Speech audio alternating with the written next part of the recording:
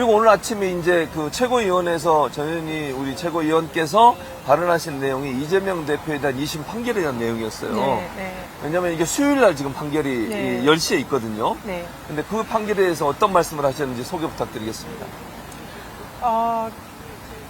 법률가로서 네. 이재명 대표에 대해서 법리적으로는 무죄를 확신합니다. 무죄다. 네. 예. 그리고 예. 또 이재명 대표에 대해서 예. 이 비상식적이고 또 사실상 증거 조작에 가까운 무리한 공소 제기를 한 검찰에 대해서도 예. 정말 규탄하지 않을 수가 없습니다. 그렇습니다. 근데 이재명 대표에 대한 이 공직선거법 사건은 예. 사상 초유의 사건입니다. 그렇죠. 사실상 이 대선에서 진 후보에 대해서 이 끝까지 그 대선 과정에서 있었던 뭐 토론회, 예. 방송 출연이라든지 예.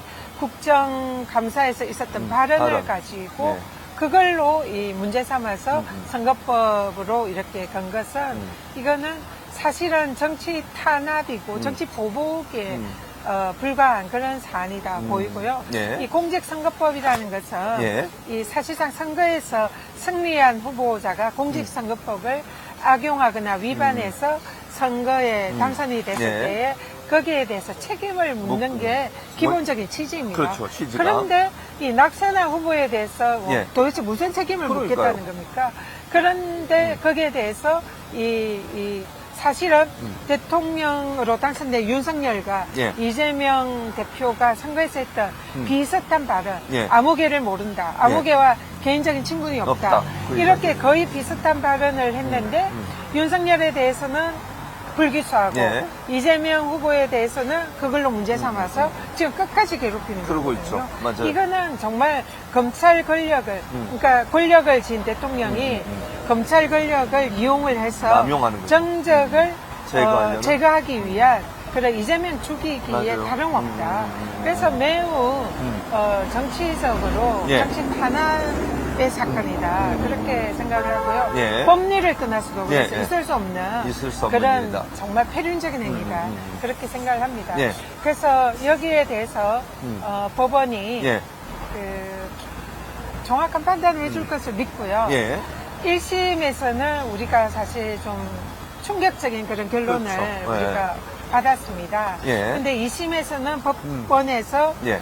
검찰의 무리한 기소에 대해서 계속 법원이 공소장 변경을 변경을 요구했고 요청을 했죠. 네. 재판 도중에도 이런 성명을 요구하는 예. 이런 모습을 저도 법정에서 지켜봤습니다. 네, 보셨군요. 그래서 2심에서는 법원이 좀 상식적인 판단을. 그런 판단을 하지 않을까 하는 그런 기대가 있고요. 예. 그래서 이번 주 수요일 날 예. 이재명 대표에 대한 예. 판결 선고는 예. 정의로운 그런 판결이 선고될 것이다. 그렇게 무죄. 기대를 합니다. 그러니까 법적으로 봐도 첫 번째 사안, 예를 들어서 누구를 안다 모른다는 실제 공직선거법에서 규정하고 있는 허위사실 유포의 범위에도 들어가지 않는 거잖아요. 행위에 대한 거, 예를 들면 또는 가족에 관한 거 이런 거에 관해서는 문제가 될 수 있지만 그것 자체도 사실은 법률적 위반의 범위에 포함되지 않는다고 볼 수 있고 지난번 이재명 대표의 대법원 판단, 예전의 대법원 판단도 보면 생방송 중에 한 발언에 대해서는 그게 뭐 갑자기 나오는 발언일 수 네, 있으니까 그거에 대해서 처벌하지 않는다고 하는 판결도 이미 있잖아요. 맞습니다. 그런 점으로 본다면 법률적으로도 이재명 대표가 누구를 안다 모른다 가지고 처벌하는 것 자체가 무리다 이런 주장도 있잖아요. 맞습니다. 제가 이제 좀 전에 말씀드린 거는 법리적으로 정무적으로 그리고 또 재판부의 여러 가지 법정에서의 발언이나 이런 걸 볼 때에 무죄를 확신한다 이런 예, 취지로 예. 말씀드렸고요. 예. 방금 이제 교수님 말씀하신 대로 이 이재명 대표의 공직선거법에 검찰이 공소 제기한 그 내용 예. 그런 게 기존의 예. 대법원 판례라든지 여러 가지 공직선거법 사례에 비추어 보아도 예. 무죄가 확실하다 그렇죠. 이렇게 확실하다. 생각합니다. 왜냐하면 예. 이 지금 1심의 판결은 예. 김문기를 모른다라고 했던 이재명 대표의 발언에 대해서 예. 그 발언을 김문기와 골프를 치지 맞아요. 그렇게 했다는 않았다라고 말로. 법원이 1심 판결에서 예, 예, 해석을 하고 그것이 허위사실이다. 네, 그렇게 이렇게 판단을 판시를 했죠. 했어요. 네, 맞습니다. 근데 이거는 대법원 판례에 의해서 예. 유추 해석을 금지하는 기존 판례로 어긋나는 유추 해석에 예. 기한 판결입니다. 판결이다. 그렇기 때문에 이것은 대법원 판례에 의해서 뒤집어져서 예. 2심에서 무죄가 나올 거다. 예. 이렇게 생각하고요. 예. 또 하나는 백현동 사건에 백현동, 예, 대해서 맞아요. 국토부가 협박이 있었냐. 협박을 해서 예, 예. 그 용도 변경을 했다. 예, 그 발언. 이렇게 이제 1심 판결이 해석을 하고 이게 예. 허위다. 예. 이렇게 판시를 했습니다. 그렇죠. 근데 실제로 이 1심 판결의 판단은 이것도 그 유추해서 그리고 정확히 이재명 대표가 했던 발언을 이 조합해서 예, 예, 예. 좀 사실상 다른 발언을 바탕으로 해서 판결을 한 거거든요. 예. 정확하게는 국토부의 협박 공문으로 인한 그런 예. 압박이 있었지만 용도 변경을 예. 하지 않았고 예. 나중에 국토부가 공문으로 법률상 근거를 가지고 요구를 했기 때문에 어쩔 수 없이 용도 변경을 해줬다. 했다. 요런 발언인데 이걸 앞뒤 맥락을 끊고 국토부가 협박을 해서 용도 변경을 해줬다. 아, 그렇게. 이렇게 오. 조합을 했어요. 짜깁기를 했네요. 짜깁기를 네, 했어요. 네, 그러니까 네. 아까 제가 말씀드린 대법원 판례는 예. 유추해서 예. 확장 해석을 예. 하지 못하게 돼 있어요. 돼 있는데 그렇게 그러니까 했다는 이 거잖아요. 공직선거법이라는 더구나 진짜 한 음. 그 대한민국의 절반 이상의 국민들이 지지하고 예. 유력 대선 후보인 이재명 후보에게 이런 짜집기한 유추 해석한 그 발언을 근거로 예. 유죄 판결을 내리는 것은 법리적으로도 예. 이 도의적으로도 문제가 있다. 해서는 안 되는 해서는 안 되는 일이죠. 행동이죠. 상상할 수 없는 일이죠. 그렇죠. 그렇기 맞습니다. 때문에 2심 판결 재판부가 상식이 있다면 예. 그리고 정확한 법리에 기반한다면 대법원 판결을 존중한다면 절대로 무죄 판결할 수밖에 없다. 없다. 네, 그런 상황이고. 그렇게 말씀드립니다. 또 하나는 그 백현동 관련해서는 이재명 대표가 국정감사장에서 한 얘기잖아요. 그런데 국회법을 보면 국정감사장에서 어떤 발언한 걸 가지고 사후에 처벌을 받거나 아니면 법률적 처벌을 뭐 이렇게 대상이 되는 거 이거를 하지 못하도록 돼 있는 거 아닙니까?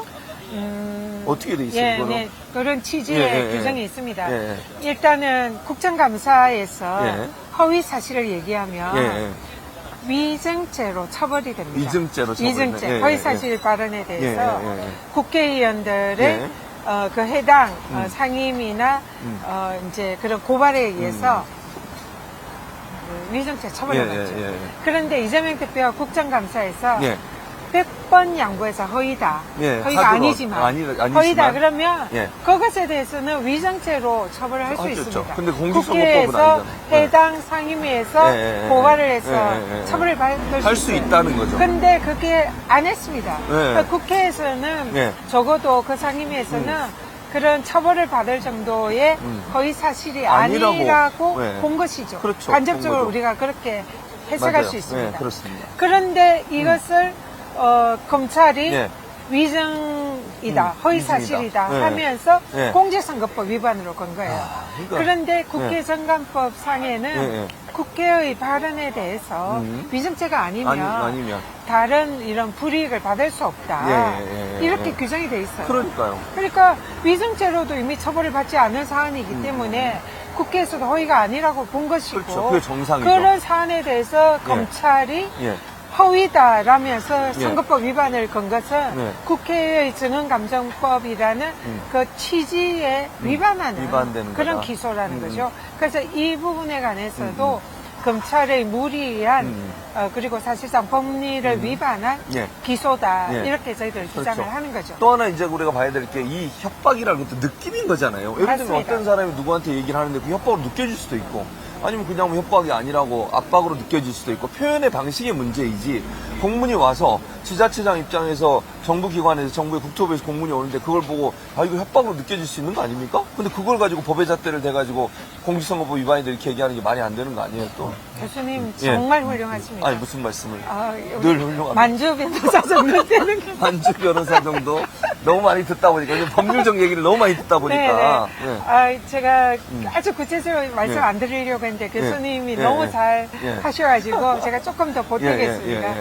예. 이 선거법에 예. 이 처벌하는 규정은 이 행위에 관해서만 처벌할 그러니까요. 수 있어요. 맞아요. 감정이나 의견 예. 이런 것에 대해서 처벌할 수가 처벌할 수 없습니다. 없습니다. 그러면 교수님 말씀하신 대로 예. 국토부의 협박을 느낀 것은 예. 이재명 대표의 감정이고 감정이고 의견 표명입니다. 의견 표명이죠. 그것은 그리고 예. 또 처벌하는 행위는 음. 이 피의자의 행위입니다. 그렇죠. 이재명 대표의 행위예요. 예. 그런데 협박을 한 거는 누구예요? 국토부죠. 국토부의 행위입니다.